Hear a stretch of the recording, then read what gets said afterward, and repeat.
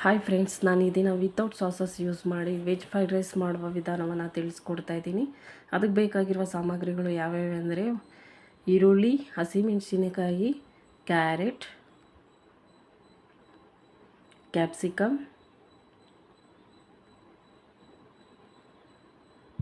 ಕೊತ್ತಂಬರಿ ಸೊಪ್ಪು, ಪುಡಿ ಉಪ್ಪು, ಚಿಲ್ಲಿ ಪೌಡರ್, ಧನಿಯಾ ಪೌಡರ್,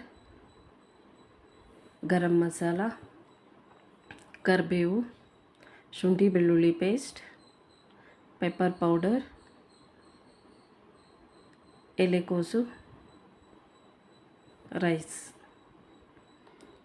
ಇಷ್ಟು ಸಾಮಗ್ರಿಗಳು ವೆಜ್ ಫ್ರೈಡ್ ರೈಸ್ ಮಾಡೋದಕ್ಕೆ ಬೇಕಾಗುತ್ತೆ. ಈಗ ಸ್ಟವ್ ಮೇಲೆ ಒಂದು ಬಾಣಲಿನ ಇಟ್ಕೊಂಡು ಅದಕ್ಕೆ ಸ್ವಲ್ಪ ಆಯಿಲ್ನ ಹಾಕ್ಕೊಂಡು ಫಸ್ಟಿಗೆ ನಾನು ಸ್ವಲ್ಪ ಕರಿಬೇವನ್ನ ನಾನು ಆಯಿಲಲ್ಲಿ ಹಾಕ್ಕೊಳ್ತಾ ಇದ್ದೀನಿ.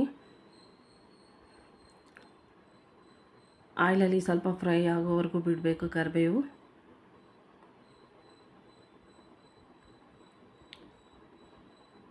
ಅದಾದಮೇಲೆ ನಾನು ಹಚ್ಚಿಟ್ಕೊಂಡಿರುವಂತಹ ಈರುಳ್ಳಿ ಮತ್ತು ಹಸಿಮೆಣಸಿನ್ಕಾಯಿನ ಸೇರಿಸ್ಕೊಂಡು ಫ್ರೈ ಮಾಡ್ಕೊಳ್ತಾ ಇದ್ದೀನಿ. ಅರ್ಧಂಬರ್ಧ ಫ್ರೈ ಮಾಡ್ಕೋಬೇಕು. ಪೂರ್ತಿ ಫ್ರೈ ಮಾಡಿಕೊಂಡ್ರೆ ಸ್ವೀಟ್ ಬಂದುಬಿಡುತ್ತೆ. ಈಗ ಹಚ್ಕೊಂಡಿರುವಂಥ ಒಂದು ಕ್ಯಾಪ್ಸಿಕಮ್ನ ನಾನು ಅದರಲ್ಲಿ ಸೇರಿಸ್ಕೊಂಡು ಫ್ರೈ ಮಾಡ್ಕೊಳ್ತಾ ಇದ್ದೀನಿ. ಅದಾದಮೇಲೆ ಹಚ್ಚಿಟ್ಕೊಂಡಿರುವಂತಹ ಕ್ಯಾರೆಟನ್ನ ಸೇರಿಸ್ಕೊಳ್ತಾ ಇದ್ದೀನಿ. ಅದನ್ನು ಸಹ ಅರ್ಧಂಬರ್ಧ ಫ್ರೈ ಮಾಡ್ಕೋಬೇಕು.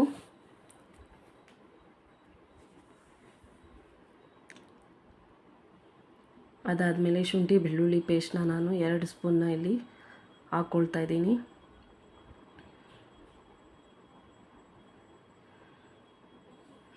ಅದಾದಮೇಲೆ ಹಚ್ಚಿಟ್ಕೊಂಡಿರುವಂತಹ ಎಲೆಕೋಸನ್ನ ನಾನು ಇಲ್ಲಿ ಸೇರಿಸ್ಕೊಳ್ತಾ ಇದ್ದೀನಿ.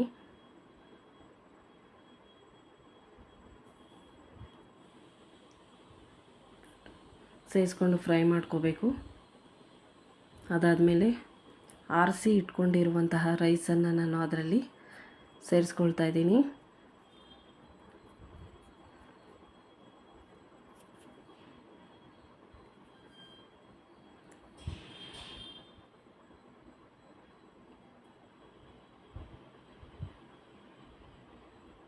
ಅದಾದಮೇಲೆ ಮಿಕ್ಸ್ ಮಾಡ್ಕೋಬೇಕು. ಅದಾದಮೇಲೆ 1 ಸ್ಪೂನು ಧನಿಯಾ ಪೌಡರ್, 1 ಸ್ಪೂನು ಗರಂ ಮಸಾಲ, ಅರ್ಧ spoon pepper powder, 1 spoon chilli powder. ಅದಾದಮೇಲೆ ರುಚಿಗೆ ತಕ್ಕಷ್ಟು ಉಪ್ಪನ್ನ ಹಾಕ್ಕೋಬೇಕು. ಅದಾದಮೇಲೆ ಫ್ರೈ ಮಾಡ್ಕೋಬೇಕು. ಸ್ಟವ್ ಲೋ ಫ್ಲೇಮಲ್ಲಿ ಇಟ್ಕೊಂಡು ಫ್ರೈ ಮಾಡ್ಕೋಬೇಕು. ಇಲ್ಲಾಂದರೆ ತಳ ಅಂಟುತ್ತೆ. ಹಾಗಾಗಿ ನಾನು ಸ್ಟವ್ನ ಲೋ ಫ್ಲೇಮಲ್ಲೇ ಇಟ್ಕೊಂಡು ನಾನು ಫ್ರೈ ಮಾಡ್ಕೊಳ್ತಾ ಇದ್ದೀನಿ. ನೋಡಿ ಫ್ರೆಂಡ್, ಈಗ ವೆಜ್ ಫ್ರೈಡ್ ರೈಸ್ ತಿನ್ನೋದಕ್ಕೆ ರೆಡಿ ಆಯಿತು. ನೀವು ಮನೇಲಿ ಒಮ್ಮೆ ಟ್ರೈ ಮಾಡಿ. ಇಷ್ಟವಾಗಿದೆ ಲೈಕ್ ಮಾಡಿ, ಕಮೆಂಟ್ ಮಾಡಿ, ಸಬ್ಸ್ಕ್ರೈಬ್